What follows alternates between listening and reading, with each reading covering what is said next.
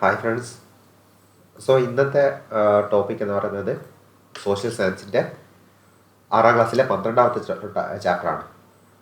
പ്രകൃതിയുടെ വരതാണെന്നാണ് ടോപ്പിക്കിൻ്റെ പേര്. അപ്പോൾ ഇത് PSC പോയിന്റ് ഓഫ് വ്യൂവിൽ നോക്കുകയാണെങ്കിൽ വളരെ ഇമ്പോർട്ടൻ്റ് ആയിട്ടുള്ള ഒരു ടോപ്പിക്കാണ്. നമ്മുടെ പരിസ്ഥിതിയായിട്ട് ബന്ധപ്പെട്ട ഏകദേശ കാര്യങ്ങളൊക്കെ ഇപ്പോൾ റീസെൻ്റായിട്ട് എന്ത് ചെയ്തിട്ടുണ്ട്, സ്ഥിരമായിട്ട് ക്വസ്റ്റ്യൻസ് വരാറുണ്ട്. അപ്പോൾ അത് നന്നായിട്ട് തന്നെ നോക്കിയിട്ട് പോകണം ആ ടോപ്പിക്കുകൾ. പ്രത്യേകിച്ച് നിങ്ങളിപ്പോൾ ക്വസ്റ്റ്യൻ പേപ്പർ അനലൈസ് ചെയ്യുമ്പോൾ നിങ്ങൾക്ക് കാണാൻ പറ്റും പുനഃസ്ഥാപിക കഴിയുന്ന വിഭവങ്ങൾ എന്നുള്ള രീതിയിലൊക്കെ ക്വസ്റ്റ്യൻസ് വരാറുണ്ടല്ലോ. അതൊക്കെ ഈ ഒരു ചാപ്റ്ററുമായിട്ട് ബന്ധപ്പെട്ടിട്ടാണ് വന്നിട്ടുള്ളത് മുന്നേ. ഓക്കെ, അപ്പോൾ ഇതിൽ ഏറ്റവും ഇമ്പോർട്ടൻ്റ് ആയിട്ടുള്ള കാര്യങ്ങൾ എന്തൊക്കെയാണെന്നുള്ളത് ഒന്ന് ജസ്റ്റ് ഒന്ന് നോക്കാം. ഇതിൽ ഫസ്റ്റിൽ ഒരു ചെറിയൊരു പാരഗ്രാഫ് ഉണ്ട്. നിങ്ങൾക്ക് ഇത് വേണമെങ്കിലൊന്ന് വായിച്ചു നോക്കാം. ഇതിൽ ഇമ്പോർട്ടൻ്റ് ആയിട്ട് ചോദിക്കാൻ പറ്റിയ കാര്യങ്ങളൊന്നും പറയുന്നില്ല. പസഫിക് സമുദ്രത്തിൽ സ്ഥിതി ചെയ്യുന്ന ചെറിയ ഒരു ദ്വീപാണ് നൗറു എന്നുള്ള ദ്വീപ് പസഫിക് സമുദ്രത്തിലാണെന്ന് വേണമെന്നുണ്ടെങ്കിൽ ഒന്ന് ഓർത്ത് നോക്കാം. അത്ര ഇമ്പോർട്ടൻ്റ് ഒന്നല്ല, ജസ്റ്റ് ഒന്ന് ഓർത്ത് വെച്ചോ. പിന്നെ അതിനെ പറ്റിയുള്ള കുറേ കാര്യങ്ങളാണ് ഇവിടെ പറയുന്നത്. അതായത് അവിടെ ഫോസ്ഫേറ്റിൻ്റെ ഖനനം ഉണ്ടായിരുന്നു. അങ്ങനെ ഫോസ്ഫേറ്റ് ഖനനം ചെയ്തിട്ട് ആ ഒരു ദ്വീപ് നശിച്ചു പോയി എന്നാണ് പറയുന്നത്. അവസാനം അത് ധാതുക്കളൊക്കെ തീർന്ന ദരിദ്രമായി പോയി എന്നാണ് ലാസ്റ്റ് പറയുന്നത്. അപ്പോൾ ഫോസ്ഫേറ്റ് വിഭവം ആണെന്നുള്ളത് അതൊന്ന് ഓർത്ത് വെച്ചോ. ആ നൗറു, പസഫിക് സമുദ്രത്തിലെ നൗറു എന്ന കൊച്ചു ദ്വീപില്ലേ, ആ ദ്വീപിൽ നിന്ന് ഖനനം ചെയ്ത് കൊണ്ടുപോയ ധാതു ഏതാണെന്ന് ചോദിച്ചാൽ, അഥവാ അങ്ങനെ ചോദിച്ചിട്ടുണ്ടെങ്കിൽ ഫോസ്ഫേറ്റ് ആണ് കേട്ടോ. ഒന്ന് ഓർത്ത് നോക്കണേ, ഫോസ്ഫേറ്റ്. ഇനി അടുത്തത്, ഇനി മുതലാണ് നമ്മൾ ചാപ്റ്ററിൻ്റെ മെയിനായിട്ടുള്ള കാതലായിട്ടുള്ള പോയിന്റിലേക്ക് വരുന്നത്.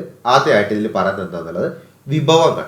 എന്താണ് വിഭവങ്ങൾ എന്നുള്ളതാണ് ആദ്യം പറയുന്നത്. അപ്പോൾ പ്രകൃതിയിൽ കാണുന്നതും മനുഷ്യന് ഉപയോഗപ്രദമായ വസ്തുക്കളെ എന്ത് വിളിക്കുന്നു? വിഭവങ്ങൾ എന്ന് പറയുന്നു. ഓക്കെ, അപ്പോൾ നിങ്ങൾക്ക് ഇവിടെ ചിത്രത്തിൽ കാണാം. ഇപ്പോൾ ചിത്രത്തിൽ കാണുന്നതൊക്കെ വിഭവങ്ങളാണ്, മനുഷ്യന് ഉപയോഗപ്രദമായ വസ്തുക്കൾ പ്രകൃതിയിൽ നിന്ന് ലഭിക്കുന്നത്. ഇപ്പോൾ കല്ലുകൾ, ശിലകൾ, ജലം പ്രകൃതിയിൽ ലഭിക്കുന്നതാണ്. മണ്ണ്, കാറ്റ്, ധാതുക്കൾ എന്ന് പറയുമ്പോൾ ഇതിൽ നമ്മളിപ്പോൾ പറഞ്ഞ ഫോസ്ഫേറ്റ് വരും, അയൺ വരും, അങ്ങനെ എല്ലാ ധാതുക്കളും ഇതിൽ വരും. സൂര്യപ്രകാശം, ഇതൊക്കെ എന്താണ് കുറച്ച് എക്സാമ്പിളാണ്. അപ്പോൾ പ്രകൃതിയിൽ നിന്ന് നേരിട്ട് ലഭിക്കുന്നതും ഉപയോഗയോഗ്യവുമായ വിഭവങ്ങളാണ് ഏത്? പ്രകൃതി വിഭവങ്ങൾ എന്ന് പറയുന്നത്. ഓക്കെ, ഓരോ ഡെഫിനിഷനാണ്. അപ്പോൾ നിങ്ങൾക്ക് അത് ചോദിച്ച് കഴിഞ്ഞിട്ടുണ്ടെങ്കിൽ കിട്ടണം. പ്രകൃതി വിഭവം എന്താണെന്നുള്ളത് ചോദിച്ചാൽ കിട്ടണം. അതിനു വേണ്ടിയിട്ടാണ് അത് പറയുന്നത്. ഇനി അടുത്തത്, അപ്പോൾ ജീവനുള്ള ഈ വിഭവങ്ങൾ തന്നെ ജീവനുള്ളതും ജീവനില്ലാത്തതും ഉണ്ടാവും. ഈ നമ്മൾ കാറ്റഗറി ആക്കിയിട്ട് തിരിച്ചാൽ അതിൽ ജീവനുള്ളതും ഉണ്ടാവും, ജീവനില്ലാത്തവയുണ്ടാവും. അപ്പോൾ ജീവനുള്ള വിഭവങ്ങളെ നമ്മൾ ജൈവ വിഭവങ്ങൾ എന്നാണ് വിളിക്കുക. ജീവനില്ലാത്തവയെ അജൈവ വിഭവങ്ങളെന്നാണ് വിളിക്കുന്നത്. ആ പോയിന്റ് കൂടി ഒന്ന് എന്ത് ചെയ്യുക, അവിടെ ഒന്ന് ഓർത്ത് നോക്കുക. ഇനി ഇവിടെ നിങ്ങൾക്ക് കാണാൻ പറ്റും എക്കാലത്തും ലഭ്യമായ വിഭവങ്ങൾ. അതായത് എല്ലാ കാലത്തും നമുക്ക് ഉപയോഗിക്കാൻ പറ്റുന്ന വിഭവങ്ങളിൽ ഒന്നാണ് കാറ്റ്. ഇപ്പോൾ രണ്ടാമതൊരു എക്സാമ്പിൾ പറയുകയാണെങ്കിൽ സൂര്യപ്രകാശം അല്ലേ. എല്ലാ കാലത്തും നമുക്ക് മനുഷ്യനുള്ള കാലത്തോളം നമുക്ക് സൂര്യപ്രകാശം എന്ത് ചെയ്യാം, ഉപയോഗിക്കാം, കാറ്റ് ഉപയോഗിക്കാം. എന്നാൽ ഉപയോഗത്തിനനുസരിച്ച് തീർന്നു പോകുന്ന വിഭവങ്ങളുണ്ട്. കൽക്കരി, ഓക്കെ, കൽക്കരി, അതേപോലെ പെട്രോളിയം, അതേപോലെ ഇങ്ങനെയുള്ള കാര്യങ്ങളൊക്കെ എന്താണ് ഉപയോഗിക്കുന്നതിനനുസരിച്ചിട്ട് എന്ത് ചെയ്യും, തീർന്നു പോകും. അപ്പോൾ അത് വെച്ചിട്ടാണ് നമ്മൾ അടുത്ത വലിയ ഇമ്പോർട്ടൻ്റ് ആയിട്ടുള്ള ഒരു ഭാഗത്തിനെ പറയുന്നത്. ഇങ്ങനെ എക്കാലത്തും ലഭ്യമായിട്ടുള്ള വിഭവങ്ങളെ വിളിക്കുന്ന പേരാണ് പുനഃസ്ഥാപിക്കപ്പെടുന്ന വിഭവങ്ങൾ. അതായത് അത് നമുക്ക് പുനഃസ്ഥാപിച്ചെടുക്കാൻ പറ്റും, അതൊരിക്കലും തീർന്നു പോവില്ല. ഇപ്പോൾ കാറ്റ് എക്സാമ്പിളാണ്, അത് പുനഃസ്ഥാപിക്കാൻ പറ്റുന്ന വിഭവങ്ങളിൽ പെട്ടതാണ്. ഇനി അടുത്ത കൽക്കരി നോക്കിയേ, നമ്മൾ കൽക്കരി കുറേ കാലം ഉപയോഗിച്ച് കഴിഞ്ഞാൽ കൽക്കരി തീർന്നു പോകും. അപ്പോൾ അങ്ങനെയുള്ള വിഭവങ്ങൾ വിളിക്കുന്നവരാണെന്ത്? പുനഃസ്ഥാപിക്കപ്പെടാത്ത വിഭവങ്ങൾ, അല്ലെങ്കിൽ പുനഃസ്ഥാപിക്കാൻ കഴിയാത്ത വിഭവങ്ങൾ. അപ്പോൾ ആ ഒരു രണ്ട് നൊട്ടേഷൻ ഓർത്ത് നോക്കണേ. കാരണം ഇതൊക്കെ ഇനി വരുന്ന ചാപ്റ്ററുകളിൽ ഹയർ ക്ലാസ്സുകളിലായിട്ട് വരും. എന്നാൽ ഇപ്പോൾ അതൊന്ന് നോട്ട് ചെയ്ത് നോക്കുന്നത് നല്ലതാണ്. ഇനി അനിയന്ത്രിതമായ ഉപയോഗം മൂലം വിഭവങ്ങളുടെ അളവിലും ഗുണത്തിലും ഉണ്ടാകുന്ന കുറവിനെ പറയുന്ന പേരാണിത് വിഭവ ശോഷണം.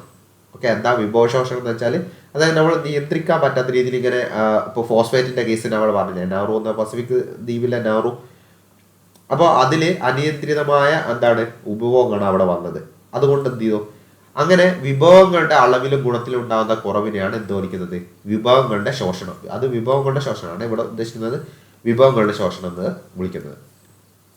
ഇനി അടുത്തൊരു വെരി ഇമ്പോർട്ടൻ്റ് ആയിട്ടുള്ള ഒരു പോയിന്റാണ് വരുന്നത്. 1992 ബ്രസീലിലെ റിയോ ഡി ജനീറോയിൽ നടന്ന ഐക്യരാഷ്ട്ര സംഘടനയുടെ ആദ്യ ഭൗമ ഉച്ചകോടി. ഓക്കെ, ഫസ്റ്റ് ഓർത്തോക്കേണ്ട പോയിന്റ് ഇതാണ്. ഐക്യരാഷ്ട്ര സംഘടനയുടെ എന്താണ് ആദ്യ ബോംബ് ഉച്ചകോടി നടന്ന വർഷവും നടന്ന സ്ഥലവും രണ്ടും ഇമ്പോർട്ടൻ്റ് ആണ്. 1992 നടന്നത്. അത് ബ്രസീലിലെ റിയോ ഡി ജനീറോയിൽ. ഓക്കെ, ബ്രസീലിലെ റിയോ ഡി ജനീറോയിൽ നിന്നാണ്. റിയോ എർത്ത് സമ്മിറ്റ് എന്നാണ് അതിന് വിളിക്കുക, റിയോ എർത്ത് സമ്മിറ്റ്. അപ്പോൾ അത് ഓർത്ത് നോക്കണം. അവിടെ പ്രസംഗിച്ച ഒരു കുട്ടിയുടെ പിക്ചറാണ് ഇവിടെ കാണാൻ പറ്റും മുകളിൽ. അവർ ഒരു 12 വയസ്സുള്ള കുട്ടിയാണ്. അപ്പോൾ കേവലം 12 വയസ്സ് മാത്രമുള്ള സെവൻ കുളിസ് സുസുക്കി എന്നാണ്. അപ്പോൾ സുസുക്കി എന്ന് ഓർത്ത് വെച്ചാൽ മതി. അഥവാ ആ പെൺകുട്ടിയുടെ അവർ നമ്മുടെ പ്രകൃതിയുടെ വിഭവങ്ങൾ ചൂഷണം ചെയ്യുന്നതിനെതിരെ ഒത്തിരി കാര്യങ്ങൾ എന്ത് ചെയ്യുന്നുണ്ടായിരുന്നു, അവർ പറയുന്നുണ്ട്. 12 വയസ്സ് മാത്രമേ ഉള്ളെങ്കിൽ പോലും അവർ ആ ടൈമിൽ എന്ത് ചെയ്തിട്ടുണ്ടായിരുന്നു, അവിടെ വന്നിട്ട് അതിനെപ്പറ്റി സംസാരിച്ചിട്ടുണ്ടായിരുന്നു. അപ്പോൾ ആ പേര് അങ്ങനെ ചോദിച്ചിട്ടുണ്ടെങ്കിൽ സുസുക്കി എന്ന് ഓർത്ത് നോക്കുക. സെവൻ കുളിസ് സുസുക്കി എന്നാണ് കാനഡക്കാരിയായിട്ടുള്ള ആ പെൺകുട്ടിയുടെ പേര്. ഓക്കെ, അവരുടെ പ്രസംഗം ഒന്നും നോക്കണ്ട, അതൊന്നും ചോദിക്കുകയില്ല. അപ്പോൾ അതൊന്നും ഓർത്ത് നോക്കാം. ഇനി അടുത്തത് ഒരു ഇമ്പോർട്ടൻ്റ് ആയിട്ടുള്ളതാണ് ഇയറുകൾ കേട്ടോ. ഞാൻ പറയാൻ പോകുന്ന ഇയറുകളും അതേപോലെ സ്ഥലങ്ങളും ഒക്കെ ഇമ്പോർട്ടൻ്റ് ആണ്. അതൊക്കെ നന്നായിട്ട് ഓർത്ത് നോക്കണം. 1972 ജൂണിൽ എന്താണ് ഇവിടുന്ന് വെച്ച് സ്റ്റോക്ക്ഹോമിൽ നടന്ന മാനവ പരിസ്ഥിതിയെക്കുറിച്ചുള്ള ഐക്യരാഷ്ട്ര സംഘടനയുടെ സമ്മേളനമുണ്ട്. ആ സമ്മേളനത്തിൽ നമ്മുടെ ഇന്ത്യ പ്രധാനമന്ത്രി ആ സമയത്തുണ്ടായിരുന്ന ഇന്ദിരാഗാന്ധി പോയിട്ട് എന്ത് ചെയ്തു, ഒരു പ്രസംഗം നടത്തി. ആ പ്രസംഗത്തെ അടിസ്ഥാനമാക്കിയിട്ടാണ് ജൂൺ 5-ാം തീയതി എന്തായിട്ട് ആചരിക്കുന്നത്, ലോക പരിസ്ഥിതി ദിനമായിട്ട് ആചരിക്കുന്നത്. ഓക്കെ, അപ്പോൾ അത് ഓർത്ത് നോക്കണേ. ജൂൺ 5 ലോക പരിസ്ഥിതി ദിനമാണെന്നുള്ളത് നിങ്ങൾ എന്തായാലും പഠിച്ചു നോക്കണം, അത് ഓൾറെഡി അറിയായിരിക്കും. അപ്പോൾ ജൂൺ 5 ലോക പരിസ്ഥിതി ദിനമാണ്. ജൂൺ 5 ലോക പരിസ്ഥിതി ദിനമായിട്ട് മാറുന്നത് എങ്ങനെയാണ്, 1972 സ്റ്റോക്ക്ഹോം സമ്മേളനത്തിൽ, മനസ്സിലായ ആ സമ്മേളനത്തിൽ ഇന്ദിരാഗാന്ധിയുടെ പ്രസംഗത്തോടെയാണ്. ഇനി നിങ്ങൾക്ക് ഇവിടെ 2 ജീവികളെ കാണാം, ഒരു പക്ഷിയെയും ഒരു പശുവിൻ്റെ അവിടെ കാണാം. അപ്പോൾ ഇനി അടുത്ത പറയാൻ പോകുന്നില്ല. മനുഷ്യന്റെ ഈ വിഭവ ചൂഷണം കൊണ്ട് വംശനാശം സംഭവിച്ചിട്ട് അപ്രത്യക്ഷമായി പോയ ചില ജീവികളുണ്ട്. വംശനാശം സംഭവിച്ചത്, അതായത് ഇപ്പോൾ അത് നിലവിലില്ല അങ്ങനെയുള്ള ജീവികൾ. അപ്പോൾ വംശനാശം സംഭവിച്ച് കഴിഞ്ഞ ജീവികളാണ്. അപ്പോൾ അങ്ങനെയുള്ള ജീവിയാണ് ഒന്ന് ഡോഡോ. ഓക്കെ, ഇതെവിടെയാണ് കണ്ടുവരുന്നത്, ഇന്ത്യൻ മഹാസമുദ്രത്തിലെ മൗറീഷ്യസ് ദ്വീപിൽ കണ്ടുവന്നിരുന്ന പക്ഷികൾ, അതാണ് ഡോഡോ. അതാണ് നിങ്ങൾക്ക് ഈ ചിത്രത്തിൽ കാണുന്ന ഡോഡോ പക്ഷികൾ. അത് വംശനാശം സംഭവിച്ചു പോയതാണ്. ഇനി ഇന്ത്യയിൽ ഉണ്ടായിരുന്ന അറോച്ച് എന്ന കന്നുകാലി വർഗം, അതാണ് ഈ ചിത്രത്തിൽ കാണുന്നത്. അതേപോലെ ഏഷ്യൻ ചീറ്റപ്പുലി എന്നിവയും അന്യം നിന്നും പോയവയാണ്. അപ്പോൾ മുമ്പ് ക്വസ്റ്റ്യൻസ് ഈ ഒരു ടൈപ്പ് ക്വസ്റ്റ്യൻ ചോദിച്ചിട്ടുണ്ടായിരുന്നു. അതായത് എങ്ങനെയാണെന്ന് അറിയാം, ഇതിൽ വംശനാശം സംഭവിച്ചതും വംശനാശം സംഭവിക്കാത്തതുമായിട്ടുള്ള ജീവികളെ ഒന്ന് ഓർഡറിലാക്കാൻ വേണ്ടിയിട്ട് ഒരു ടൈപ്പ് ക്വസ്റ്റ്യൻ വന്നിട്ടുണ്ടായിരുന്നു. അപ്പോൾ അതിൽ ഇത് 3 പേര് ഓർത്ത് നോക്കണം. വംശനാശം സംഭവിച്ചതാണ് എന്നുള്ളത് എന്ത് ചെയ്യുക, ഒന്നവിടെ ഓർത്ത് നോക്കണം. ഇനി അടുത്ത പോയിന്റ്, അടുത്ത വിഭവ സംരക്ഷണം. ഓക്കെ, അടുത്ത 2 വിഭവ സംരക്ഷണവുമായിട്ട് ബന്ധപ്പെട്ടാണ് അടുത്ത പറയുന്നത്. അപ്പോൾ 2 ഡേറ്റുകൾ, ജൂൺ 5 ഞാൻ ഓൾറെഡി പറഞ്ഞാണ് ലോക പരിസ്ഥിതി ദിനം, എന്തായാലും ഓർത്ത് വെച്ചേക്കുക. ഏപ്രിൽ 22 ലോക ഭൗമദിനം, വെരി ഇമ്പോർട്ടൻ്റ് ആണ്.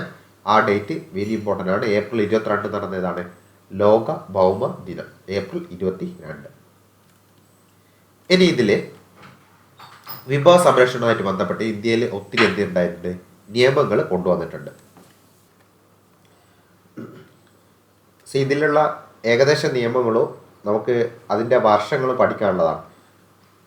അപ്പോൾ ഇതിലുള്ള പറഞ്ഞിട്ടുള്ളതിൽ ഇപ്പോൾ ഈ ടെക്സ്റ്റ് ബുക്കിൽ ഈ ഒരു ചാപ്റ്ററിൽ പറഞ്ഞിട്ടുള്ളത് മാത്രം തൽക്കാലത്തേക്ക് നോക്കാം. അതിലൊന്നാമത് വരുന്നത് ഏതാണ്, ഇന്ത്യൻ ഭരണഘടനയുടെ 48A വകുപ്പ് 48A ആണെന്ത്, പരിസ്ഥിതി സംരക്ഷണവുമായിട്ട് ബന്ധപ്പെട്ട വകുപ്പ്.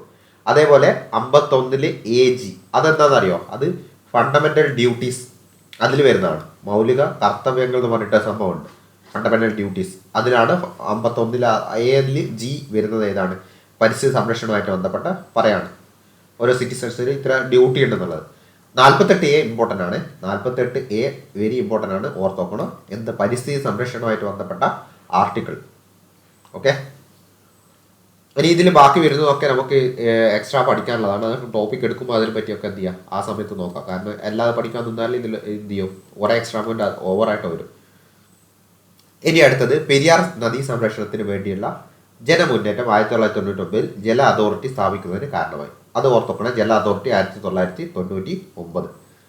അപ്പോൾ ഇത്തരത്തിലുള്ള ജനകീയ മുന്നേറ്റങ്ങളോടെ സർക്കാർ തലത്തിലുള്ള നിയമങ്ങളും ഉണ്ടായിട്ടുണ്ടെന്നാണ് പറയുന്നത്. ഇനി അടുത്തത് വികസന സുസ്ഥിര പ്രകൃതി. ഇതിൽ അടുത്തത് എന്താണ്, സുസ്ഥിര വികസനം എന്നാണ് അടുത്ത പറയാൻ പോകുന്നത് ഡെഫിനിഷൻ. അപ്പോൾ എന്താണ് സുസ്ഥിര വികസനത്തില്ല, ഇത് ഇമ്പോർട്ടൻ്റ് ആണ്. ഈ ഡെഫിനിഷൻ വെരി ഇമ്പോർട്ടൻ്റ് ആണ്. കാരണം മുമ്പ് ഒരു പ്രാവശ്യം ഈ ഒരു ഡെഫിനിഷൻ പോലെ ചോദിച്ചിട്ട് എന്ത് ചെയ്യുന്നുണ്ട്, സുസ്ഥിര വികസനം എന്ന രീതിയിൽ ക്വസ്റ്റ്യൻ ചോദിച്ചിട്ടുണ്ട്. അതായത് വരും തലമുറകൾക്ക് അവരുടെ ആവശ്യങ്ങൾ നിറവേറ്റുന്നതിനുള്ള ശേഷിയിൽ കുറവ് വരാതെ തന്നെ ഇന്നത്തെ തലമുറയുടെ അവരുടെ ആവശ്യങ്ങൾ നിറവേറ്റുന്ന സമീപനമാണ് എന്ത് വിളിക്കുന്നത്, സുസ്ഥിര വികസനം എന്ന് വിളിക്കുന്നത്. ഓക്കെ, അപ്പോൾ അത് ഒരു ഡെഫിനേഷൻ ഓർത്തോക്കണം. ഇനി അടുത്ത ഗാന്ധിജിയുടെ ഒരു കോട്ട് ഉണ്ട്, അത് വെരി ഇമ്പോർട്ടൻ്റ് ആണ്. ഒത്തിരി പ്രാവശ്യം ഇപ്പോൾ റിപ്പീറ്റ് ചെയ്ത് ചോദിച്ചതാണ്.